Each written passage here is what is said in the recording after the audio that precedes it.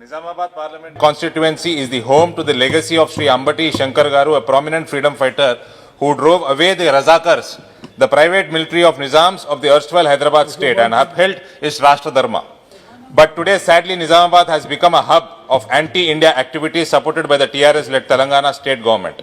Recently, more than 72 Rohingya immigrants acquired Indian passports, out of which 32 were obtained from single address in Bodhan town of my parliamentary constituency. Upon initial investigation, it was found that all these illegal Rohingya immigrants initially obtained Aadhaar cards in West Bengal.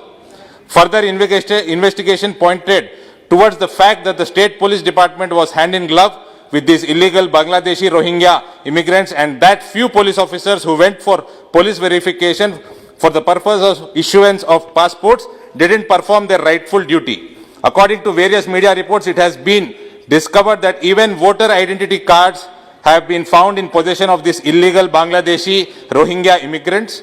In addition to this, it has also been discovered that around 46 Rohingyas were detained in Jammu earlier this month, and at least 3 legislators of MIM political party, whose presence is largely confined to Hyderabad, Telangana, are under scanner after the names of these 3 legislators have surfaced during questioning of these Rohingyas for facilitating their entry into Jammu after infiltrating into India from Myanmar via Bangladesh.